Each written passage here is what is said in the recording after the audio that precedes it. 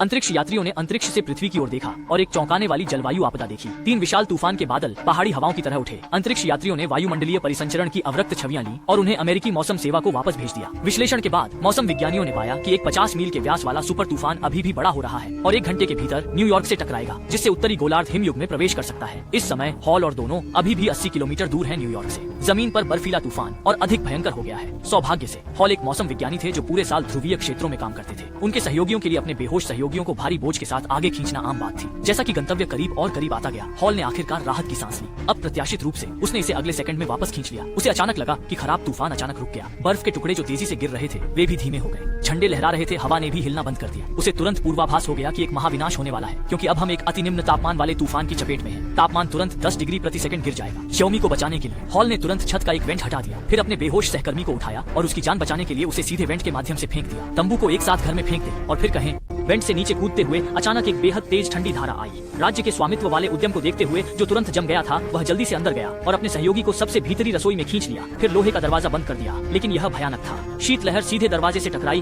और नंगी आंखों से दिखाई देने वाली गति से फैल गई। उसने गर्म रहने के लिए जल्दी से यहाँ सभी गैस स्टोव जला दिए। एक रात के बाद वे भाग्यशाली थे कि वे तूफान से बच गए। उनके सहयोगी भी जाग गए। हालांकि वे अभी भी थोड़े कमजोर थे, उनके लिए समय नहीं बचा था। वे दोनों तुरंत शन्नू की ओर चल पड़े। अगर और देर होती तो शायद शन्नू बच नहीं पाता, लेकिन आधे रास्ते में उन्हें पता चला कि वे जमे हुए हैं। पूरे मैदान में लाशें बिखरी हुई थी। वे सभी लोग थे जो लाइब्रेरी से बाहर चले गए थे। अपनी जान गंवाने के बाद हॉल का दिल और भी भारी हो गया। उसके सहकर्मी यह सोचकर हतोत्साहित हो गए कि शान्नू को मार दिया गया है और उन्होंने हॉल को मानसिक रूप से शांत रहने की सलाह दी। तैयार। हालांकि हॉल को यह सब पता था। उसने पहले ही अपने बेटे से वादा किया था, इसलिए उसने इसे पूरा किया। चाहे कुछ भी हो, हमें उसे पुस्तकालय में ढूंढना होगा। इसके अलावा मनुष्य हजारों साल पहले हिमयुग से बच गए थे। हम इस बार ऐसा कर सकते हैं। उसी समय शन्नू और अन्य लोग जहाज पर खोज करने, गंध सूंघने और हर जगह उन्हें ढूंढने के बाद पहले ही केबिन में प्रवेश कर चुके थे। शन्नू कुल्हाड़ी लेकर बाहर गया और जोर से चिल्लाया।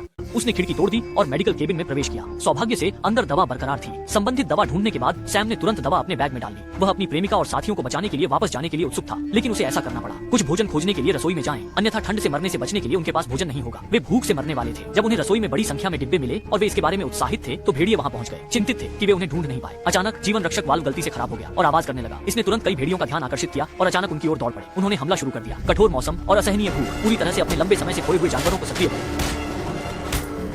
वे तीनों भेड़ियों के हमले से बाल बाल बच गए, लेकिन उनमें से एक को अभी भी बछड़े पर काटा हुआ था। भूखे भेड़ियों ने बेतहाशा रेस्तरां में खाना खाया। सैम और अन्य लोगों को भोजन आरक्षित के रूप में कमरे में फंसा दिया। इससे भी अधिक क्या था, दुर्भाग्य ये था कि एक के बाद एक लहरें उठ रही थी। खिड़की से सैम ने देखा कि बाहर का तूफान अचानक थम गया। इसका मतलब था कि तूफान करीब और करीब आ रहा था। अगर उन्हें लाइब्रेरी में वापस भागने का कोई रास्ता नहीं मिला तो वे -50 डिग्री का सामना करना पड़ेगा। ठंडी धारा के कारण उसने पतवार के बाहर रेलिंग के माध्यम से खिड़की के माध्यम से साइड मार्ग में प्रवेश करने का एक साहसी निर्णय लिया और बैठे हुए सभी भेड़ियों का ध्यान आकर्षित करने के लिए खुद को चारे के रूप में इस्तेमाल करने में संकोच नहीं किया। दरवाजे पर और उन सभी को दूसरे कमरे में आकर्षित किया। उसी समय साथी ने तुरंत रसोई का दरवाजा बंद कर दिया और सैम ने भी बाहर का निकास बंद कर दिया, जिससे भेड़ियों को दूसरे कमरे में पूरी तरह से सील कर दिया। फिर सैम पिछले दरवाजे से रसोई में लौट आया और उसे जो भोजन मिला उसका उपयोग किया। जीवन रक्षक विधि ने घायल साथियों और आपूर्ति को जितना संभव हो सके वापस खींच लिया। इस समय सैम को पता चला कि तूफान के बादल शहर पर आ गए थे और आकार में बढ़ रहे थे। अगले सेकंड असामान्य रूप से ठंडी हवा ने तेजी से हवा की आंखों का पीछा किया और एम्पायर स्टेट बिल्डिंग की ओर उड़ गई। शीर्ष पर धातु का एंटीना तुरंत जम गया। तेज ठंडी धारा ने कांच के हर टुकड़े की गुणवत्ता का परीक्षण किया। सभी कांच ऊपर से टूट गए थे नीचे और कोई भी योग्य नहीं था। ये दृश्य देखकर सैम और अन्य लोगों ने तुरंत अपनी गति तेज कर दी और पुस्तकालय की ओर भाग गए। हालांकि तूफान द्वारा लाई गई अत्यधिक ठंड ने जल्द ही बेहद भयानक गति से सैम और अन्य लोगों का पीछा किया और फैलना शुरू कर दिया पूरी लाइब्रेरी। ये प्रकृति की भयावहता है। छोटे इंसान केवल मर सकते हैं और चींटियों की तरह संघर्ष कर सकते हैं। अंत में अत्यधिक ठंडी हवा के साथ वे तीनों अंततः चिमनी के साथ कमरे में लौट आए। उन्होंने व्याकुलता पूर्वक धुंध को जला दिया। आग की लपटों को बुझने से रोकने के लिए चिमनी का उपयोग किया गया, लेकिन अत्यधिक ठंडी हवा वास्तव में दरवाजे में घुस गई और घर में फैल गई। उन्होंने देखा कि दरवाजा तेजी से बर्फ में जम गया और अति निम्न तापमान इस दिशा में आ रहा था। वे केवल उत्सुकता से जा सकते थे अंगीठी।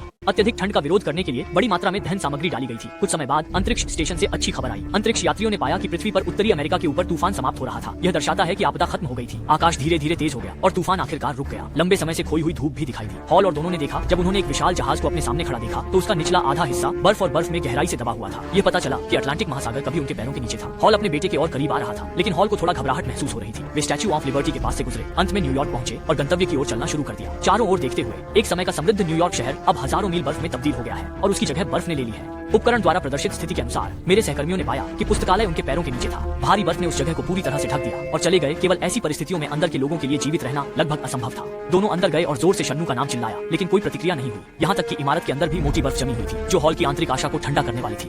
2 लोगों के खोजने के बाद आखिरकार उन्हें एक बड़े दरवाजे के सामने रोशनी की किरण मिली। हॉल ने दरवाजा खोला और घबराए हुए घर में चले गए। उन्होंने देखा कि कई फंसे हुए लोग कुर्सियों पर लेटे हुए थे और चिमनी के सामने झुककर गहरी नींद में सो रहे थे। बिहान का बेटा कौन है ये? मेरे पिता।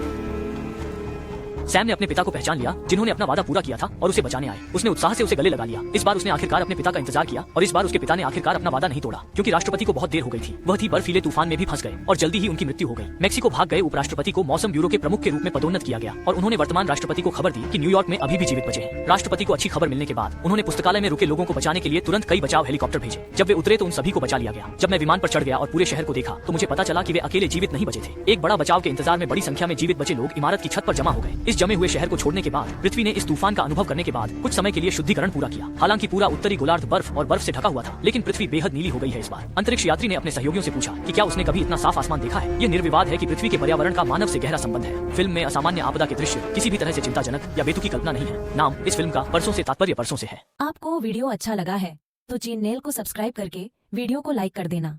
एक प्यारा सा कमेंट जरूर करना।